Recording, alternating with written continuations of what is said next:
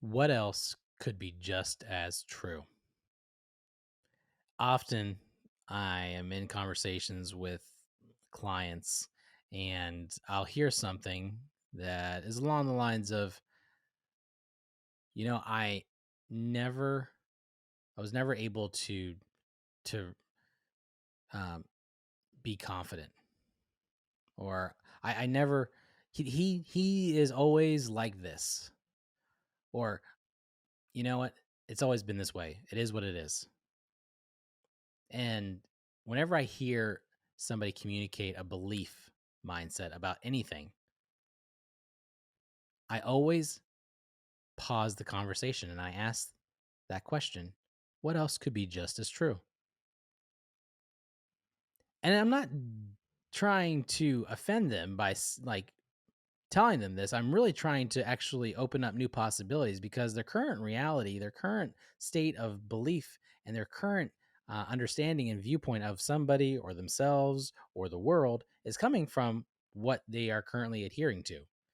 So if we want to change what we've got, we need to be open to something else being true. And that only happens whenever we question what we're actually thinking. Now, some of you may be saying, but Joe, that may discount absolute truth. I'm not trying to discount absolute truth. 2 + 2 always equals 4. Okay. For me to ask what else is true is not an accurate statement. But you telling me that my partner never gets their work done, they never follow through on their commitments, they always seem to put the responsibility onto me, and I'm carrying the weight of the family on my shoulders. Well, there's something there that is actually can be a very powerful gift if you're willing to challenge it. And that challenge comes in this question: what else could be just as true? Even in the example of they never follow through. Okay, what else could be just as true? Maybe they're scared. Maybe they're not able to do what they said they were doing. Maybe I literally make my client and invite my client into that space of asking that question and coming up with possibilities, just to provide an opportunity to invite new answers so that they can show up with their partner in new ways. And don't get me wrong, there is opportunities for this partner to also do the same thing. But the fact of the matter is that it's you that is the one that has a judgment.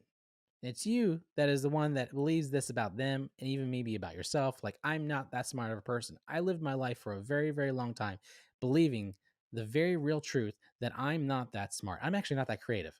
And by the way, I married into a photography family. I married into a world full of creative people. I work with a lot of creatives, and I believed in myself not being very creative for a very, very long time, because I didn't live and I didn't share my talents to the world in a way that were like creative people, like musicians or photography people, or just other realms of creative mastermind, like masters that I had seen.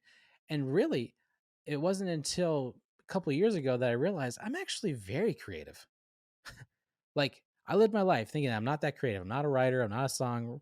I'm not a musician. The only thing I like about music is I get to dance to it. I'm not even that good of a dancer, but I love dancing.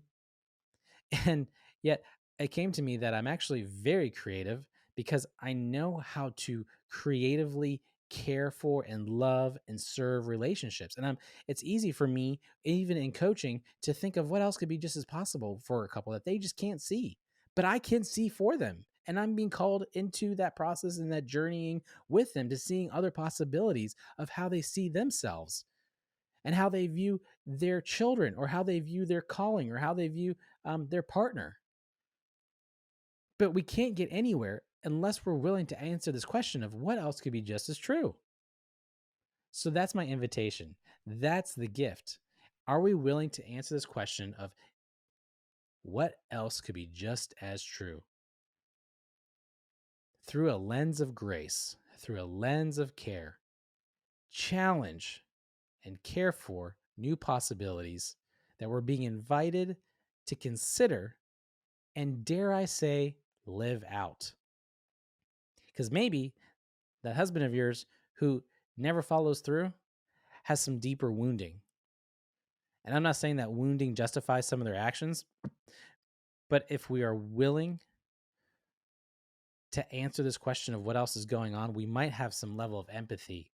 We might even have some level of creativity to help them or empower them or call them up to championing themselves so that they can live in the integrity that they were designed for.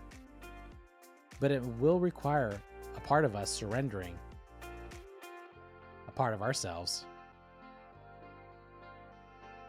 to also embody that new belief about them, if they are to embody a new belief about themselves.